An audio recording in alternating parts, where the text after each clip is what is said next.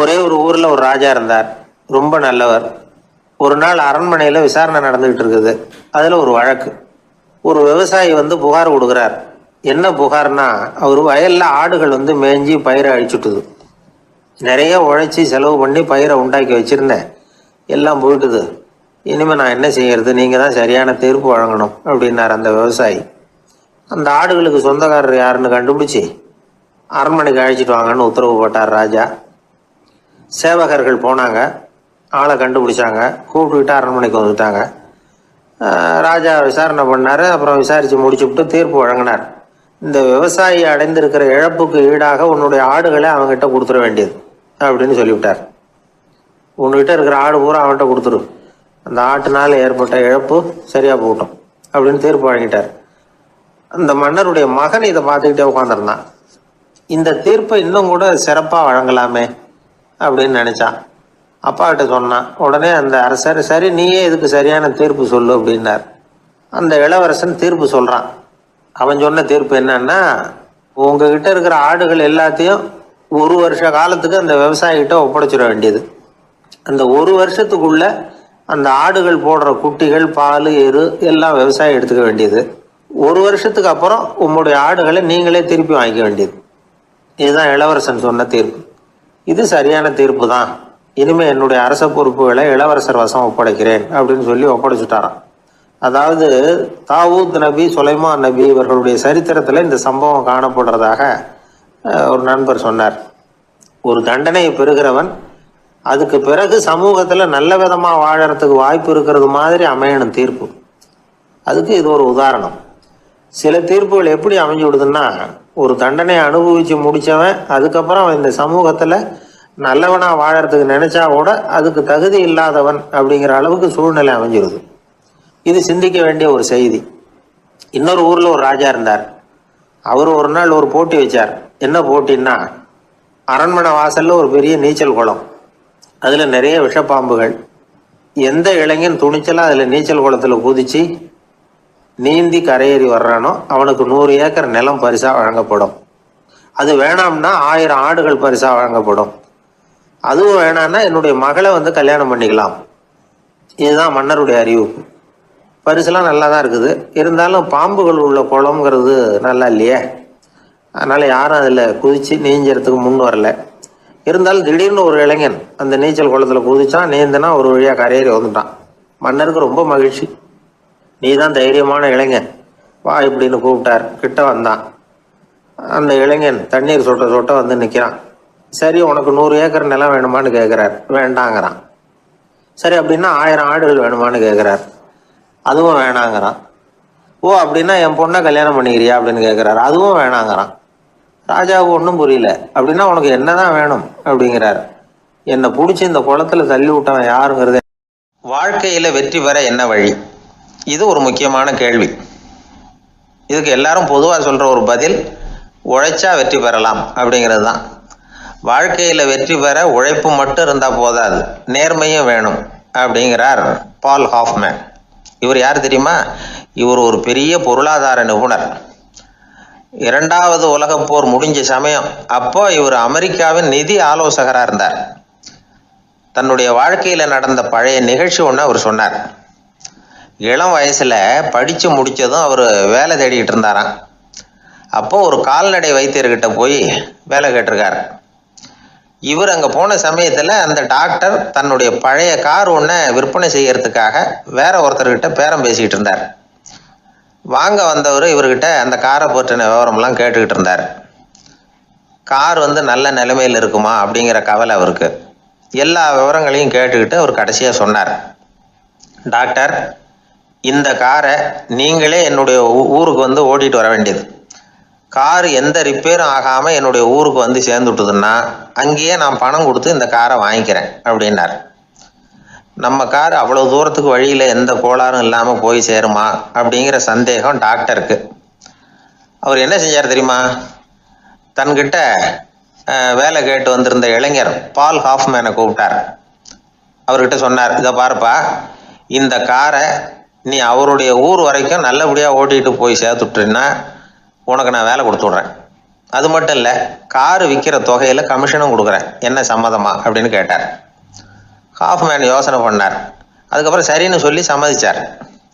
கொஞ்ச நேரத்தில் அவரும் கார் வாங்க வந்தவரும் புறப்பட்டாங்க. இவர் ரொம்ப சிரமப்பட்டு வழியில் எங்கேயும் நிறுத்தாமல் காரை ரொம்ப சாமர்த்தியமாக ஓட்டிகிட்டு போய் சேர்த்துட்டார்.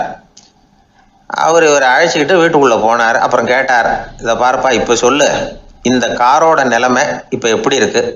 உண்மையிலேயே இது நல்ல நிலைமையில் இருக்குதா? உன்னுடைய மனசாட்சிப்படி பதில் சொல் அப்படின்னார். இவரும் உடனே காரு நல்ல நிலைமையில தான் இருக்குது அப்படின்னு சொல்கிறதுக்கு வாயை திறந்தார். அதுக்குள்ள பார்வை எதிரில் உள்ள சுவர் மேலே பட்டுது. அங்கே இயேசுநாதர் படம் ஒன்று மாட்டியிருந்தாங்க.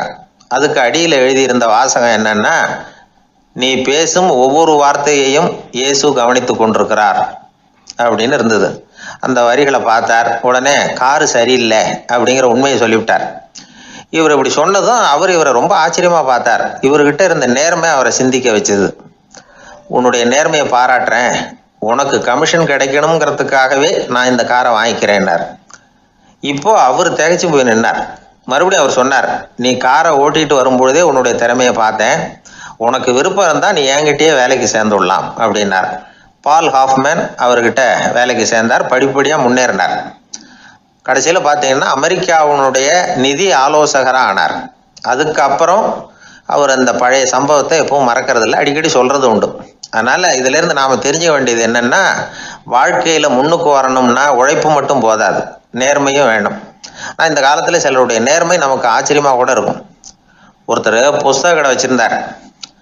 ரொம்ப நேரமாக தேடி ஒரு புத்தகத்தை கையில் எடுத்தார். அதுக்கு பில் போட சொன்னார். அந்த புத்தக கடைக்கு வந்த இன்னொருத்தர் பில் போடுறவர், சார் இந்த புத்தகம் மகா அறுவை, மகா மட்டம், இது வேணாம் உங்களுக்கு, வேற ஏதாவது ஒன்று பாருங்கன்னார். புத்தக கடை வச்சிருக்கிறவரே இப்படி சொன்னார். வாங்க வந்தவர் இவர் ஆச்சரியமாக பார்த்தார். உங்கள் நேர்மையை பாராட்டுறேன், அது சரி, இந்த புத்தகத்தை ஏற்கனவே நீங்கள் படித்து பார்த்துட்டீங்களான்னு கேட்டார். அதை படித்து வேற பார்க்கணுமான்னார். அப்புறம் எப்படி இது மகா மட்டம்னு சொல்கிறீங்க அப்படின்னார். அதை எழுதினவனே நான் தான் சார் அப்படின்னார் அவர். இது ஒரு விதமான நேர்மை, நேர்மையை ஒத்துக்கிறது. எப்படி இருந்தாலும் வாழ்க்கையில் உழைப்பும் நேர்மையும் உயர்வதற்கு வழிகள். உழைப்பை விட நேர்மை முக்கியம் அப்படிங்கிறத புரிந்து கொண்டால் வாழ்க்கையில் வெற்றி நிச்சயம்.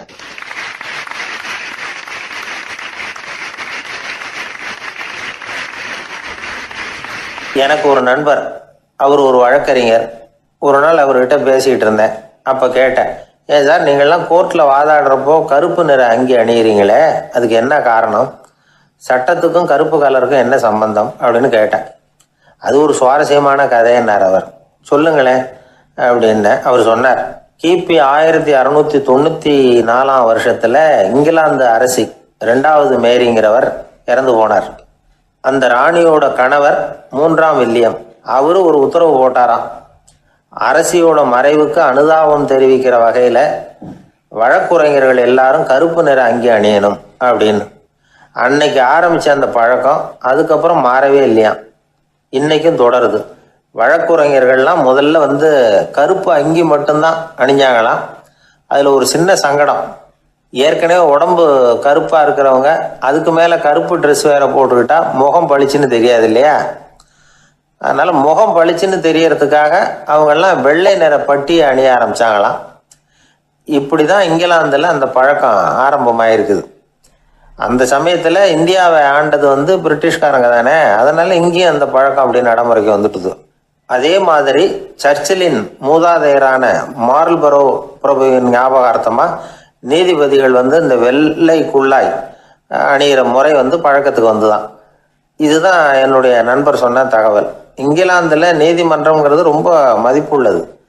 அந்த அளவுக்கு சட்டத்துக்கு அங்கே மரியாதை. அங்கே நடந்த ஒரு சுவாரஸ்யமான நிகழ்ச்சியை ஒரு சகோதரி எழுதி அனுப்பியிருந்தாங்க. அவங்க அப்பா நீதித்துறையை சேர்ந்தவரா, அவர் சொன்னதான் இது. அவங்க எழுதி அனுப்பியிருந்த விஷயம் என்னென்னா, அங்கே ஒரு கேஸில் ஒரு முக்கியமான தீர்ப்பு வழங்க வேண்டி இருக்குது.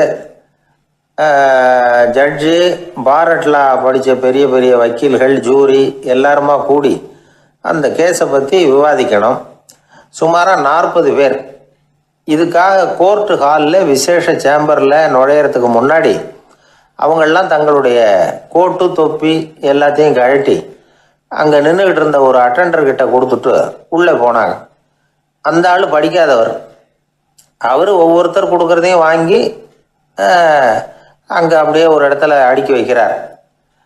அப்படியே வாங்கி உள்ளே வச்சுக்கிட்டு இருக்கிறார் ஒவ்வொரு இடத்துல. அது அவரோட வேலை. உள்ளே போன ஜட்ஜி, வக்கீல், ஜூரி எல்லாரும் ரொம்ப நேரமாக அந்த கேஸை பற்றி விவாதிக்கிறாங்க. ஒரு நாள் பூரா ஆயிட்டுது. அவ்வளவு தீவிரமாக அக்கு வேறு ஆணி வேறைய பிச்சு உதறி இருக்கிறாங்க. ஒரு வழியாக 13 மணி நேரம் கழித்து வெளியில் வந்திருக்கிறாங்க. ஒவ்வொருத்தராக வர வர அந்த அட்டெண்டரும் அவங்கவுங்க கோட்டு தொப்பியை அவங்கக்கிட்ட எடுத்து ரொம்ப மரியாதையாக திருப்பி கொடுத்துக்கிட்டு இருக்கிறார். கடைசியாக ஜட்ஜ்மெண்ட்லாம் எழுதி முடிச்சுட்டு ரொம்ப திருப்தியோடவும் களைப்போடவும் வெளியில் வந்துக்கிட்டு இருக்கிறாராம். இந்த ஆள் அவருடைய மேல் கோட்டையும் தொப்பியையும் எடுத்து அவர்கிட்ட ரொம்ப மரியாதையோடு நீட்டினாராம். ஜட்ஜுக்கு ரொம்ப ஆச்சரியம். இந்த ஆள் எப்படி இவ்வளவு பேரோட கோட்டு தொப்பி எல்லாத்தையும் ஞாபகம் பேசகாம திருப்பி கொடுக்குறார் அப்படிங்கிறது அவருக்கு ஆச்சரியம். அதனால் அவர் அந்த ஆளை பார்த்து கேட்டாராம், ஏப்பா இந்த கோட்டை கொடுக்குறியே, இது என்னோடது தானா, என்னோடது தான்னு உனக்கு எப்படி தெரியும் அப்படின்னாராம். இதுக்கு அந்த பியூனு ரொம்ப பதவிசா பதில் சொன்னாராம், ஐயா இந்த கோட்டு ஹேட்டை உங்ககிட்ட வாங்கி மாட்டினேன், இப்போ திரும்ப உங்ககிட்ட தரணும், தந்துட்டேன், இதுதான் என்னோட வேலை, மற்றபடி இது உங்களோடதா இல்லையா அப்படிங்கிறதெல்லாம் எனக்கு தெரியாதுங்க அப்படின்னாராம்.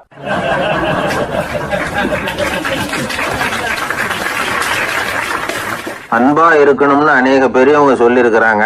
நாமளும் அதை கேட்டுவிட்டு அன்பு காட்டுறதுக்கு தயாராக தான் இருக்கிறோம். அதை வாங்கிறதுக்கு தான் ஆளை காணும். இருந்தாலும் அன்புல எத்தனையோ வகை உண்டு. அதை சரியாக புரிஞ்சுக்கிட்டு அதுக்கப்புறம் அன்பு காட்ட ஆரம்பிக்கணும். வகையை புரிஞ்சிக்காமல் அன்பு காட்டினா வம்புல மாட்டிக்க வேண்டியது தான். அன்புன்னா சாதாரணமாக நினச்சி விடாதீங்க. அதில் எவ்வளோ விதம் தெரியுமா?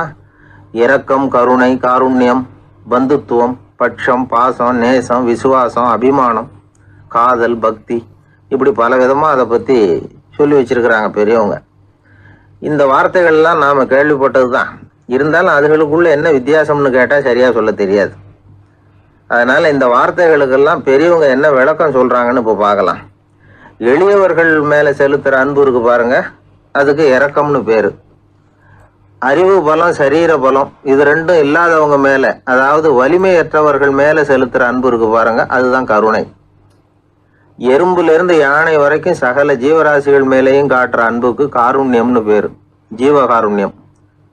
சிவி சக்கரவர்த்தி காட்டின அன்பு இந்த ரகம். உறவினர்கள், சொந்தக்காரங்க, அவங்க வசதியாக இருந்தாலும் வறுமையில் இருந்தாலும் வித்தியாசம் இல்லாமல் காட்டுற அன்பு இருக்கு பாருங்க, அதுக்கு பேர் பந்துத்துவம். ஒரு எஜமானன் வேலையாள்கிட்ட காட்டுற அன்பு இருக்கு பாருங்க, அதுக்கு பேர் தான் பட்சம். அவனும் தன்னை மாதிரி மனுஷன்தாங்கிற நினப்பு வேணும். ஒரு தாய் தன்னுடைய குழந்தை மேலே, ஒரு குழந்தை தன்னுடைய தாய் மேலே செலுத்துகிற அன்புக்கு பாசம்னு பேர். ஈருடல் ஓர் உயிர்னு நினைக்கிறது இது. ராமரும் கௌசலையும் இதுக்கு உதாரணம். தம்மை ஒத்த நண்பர்கள் கிட்ட செலுத்துற அன்புக்கு நேசம்னு பேரு. வயசு, செல்வம், அந்தஸ்து இந்த வித்தியாசமெல்லாம் பார்க்காம அவங்க சுக துக்கத்துல சமபங்கு எடுத்துக்கிறது இது. கிருஷ்ணன் குசேலர்கிட்ட காட்டினது இந்த ரகம். வேலை செய்யறவன் முதலாளி கிட்ட காட்டுற அன்புக்கு விசுவாசம்னு பேரு. தேசத்து மேலேயும் தாய்மொழி பேர்லையும் செலுத்துற அன்புக்கு அபிமானம்னு பேரு. தேசாபிமானம்னு சொல்றமே இதுதான். ஒரு கணவன் மனைவி பேர்ல காட்டுற அன்புக்கு காதல்னு பேரு. கடவுள் பேர்ல செலுத்துற அன்புக்கு பக்தின்னு பேரு. இப்படி அன்புல பல ரகம் இருக்கிறப்போ அதுல உள்ள வித்தியாசம் தெரியாம இடம் மாத்தி அன்பு காட்டினா இடைஞ்சல் தான். சரி, இந்த அன்பை பத்தி விஞ்ஞானம் என்ன சொல்லுது தெரியுமா? இதயத்தை பாதுகாக்கிறதுக்கு முக்கியமா தேவைப்படுற ஒண்ணு இந்த அன்பு தான்னு சொல்லுது. நெதர்லாந்து விஞ்ஞானிகள் இதை ஆராய்ச்சி பண்ணியே கண்டுபிடிச்சிருக்கிறாங்க. கொஞ்சம் முயல் குட்டிகளை 2 பிரிவா பிரிச்சாங்க. 2 குரூப்புக்கும் கொழுப்பு அதிகமா உள்ள ஆகாரத்தையே கொடுத்துட்டு வந்தாங்க. ஆனா ஒரு குரூப்புக்கு வெறுமன ஆகாரத்தை கொடுத்ததோட சரி, இன்னொரு குரூப்பு முயல்களுக்கு ஆகாரம் கொடுத்ததோட நிறுத்திக்கல. அதுக்கு முன்னாடி கூண்டுகளை திறந்து விட்டு முயல்களை கொஞ்ச நேரம் எடுத்து கொஞ்சி விட்டு அதுக்கப்புறமா ஆகாரம் கொடுத்தாராம் ஆராய்ச்சியாளர். இந்த குரூப்புக்கு இதய பாதிப்பு 60% குறைச்சலா இருந்துதான். சில நோயாளிகளுக்கு ஹார்ட் அட்டாக் வந்தாலும் அதை தாங்கிக்கிட்டு குணமாகிற சக்தி அதிகமாக இருக்குது. இது எப்படின்னு ஆராய்ச்சி பண்ணி பார்த்துருக்குறாங்க. அவங்கெல்லாம் மனைவி தன் பேரில் ரொம்ப அன்பாக இருக்கிறதாக நினைக்கிறவங்களா இருக்கிறாங்களாம். இதய நோயாளிகள் பல பேரை சந்தித்து இதய நோய் ஏற்பட என்ன காரணம்னு கேட்டிருக்கிறாங்க. அவங்க சொன்ன காரணம்லாம் சாப்பாடு சம்பந்தமா இல்லையா. மனைவி அன்பா இல்லை, இப்படிப்பட்ட காரணத்தை தான் சொல்றாங்களாம். அதனால இதயத்தை பாதுகாக்கணும்னு நினைக்கிறவங்க அடுத்தவங்க அன்பா இருக்கிறது மாதிரி பார்த்துக்குங்க, அதுதான் முக்கியம். ஒருத்தர் முகம் பூரா பிளாஸ்டரி போட்டுக்கிட்டு வந்தார், ரொம்ப கோபமா. என்னங்க ஆச்சுன்னு விசாரிச்சேன். எல்லாம் உங்களால தான் சார்னார். விவரமா சொல்லுங்களேன். என்ன உங்க தகவலை கேட்டுட்டு ஒரு பூனைக்குட்டியை கையில எடுத்தேன், அன்பா அதை தடவி கொடுக்கறதுக்காக. ஆனா அது முந்திக்கிட்டது, அது என் முகத்தை தடவி கொடுத்துட்டுது. முகம் பூரா நகை கீறல், அதுதான் இப்படி அப்படின்னார். அன்புல அறிவு சேராததுனால வந்த கோளாறு இது.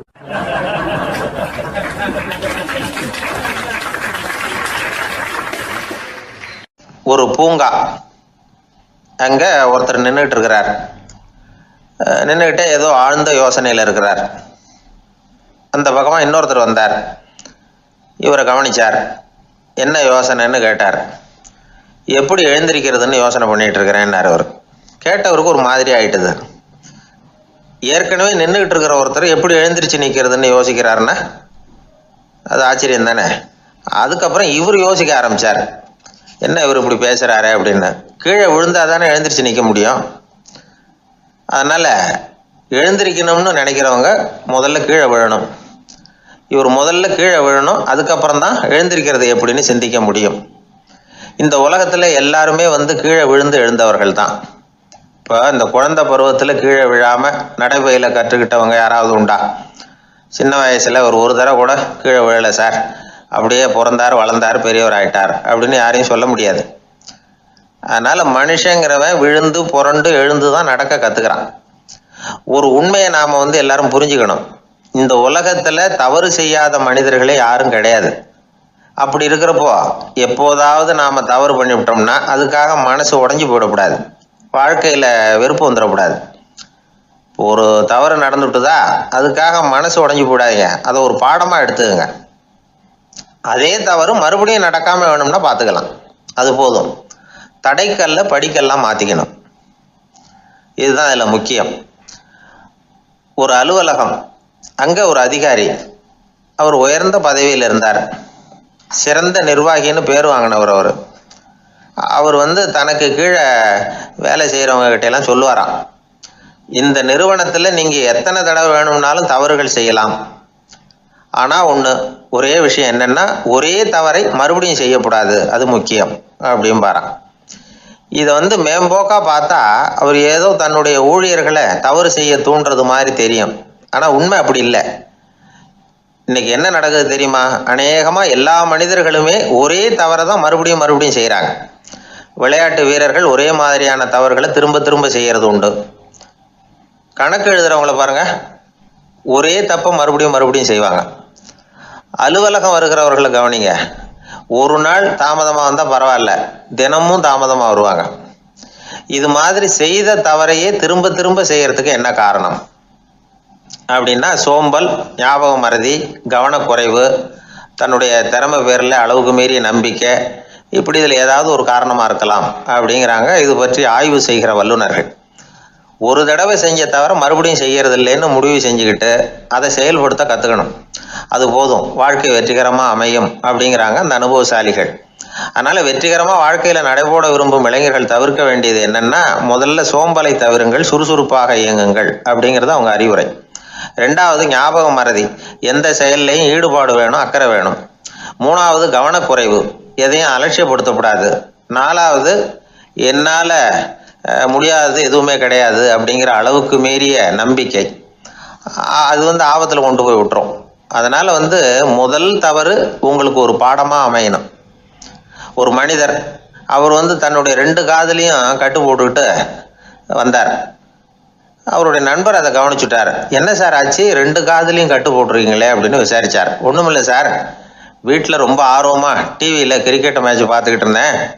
அப்போ என்னுடைய மனைவி துணிகளுக்கு அயர்ன் பண்ணிட்டு இருந்தாங்க. அயர்ன் பாக்ஸை அப்படியே வச்சுட்டு அடுப்பங்கரைக்கு போயிட்டாங்க. அந்த சமயம் பார்த்து டெலிஃபோன் பண்ணி அடிச்சுது. அவசரமா ஓடி போய் அதை எடுத்து காதில் வச்சேன். அப்போதான் தெரியும் அது அயர்ன் பாக்ஸுங்கிற விஷயம். சூடா இருந்ததா, சுட்டு விட்டுது அப்படின்னாரு. ஒரு காது சரி சார், 2 காதும் ஏன் அப்படி ஆச்சு அப்படின்னு கேட்டார். அதே ஆளு மறுபடியும் ஃபோன் பண்ணா சார் அப்படின்னாரு. இவர் எவ்வளவு தூரம் யோசிச்சிருப்பாரு பாருங்க. அதனால ஒரு தவறு மறுபடியும் நடக்கக்கூடாது. முதல் தவறு உங்களுக்கு ஒரு பாடமாக அமையட்டும் அப்படிங்கிறது தான் இதுல இருந்து நாம தெரிந்து கொள்ள வேண்டிய கருத்து. அதனால தவறுகள் அதெல்லாம் தடைக்கெல்லாம் நினைக்க வேண்டாம், படிக்கெல்லாம்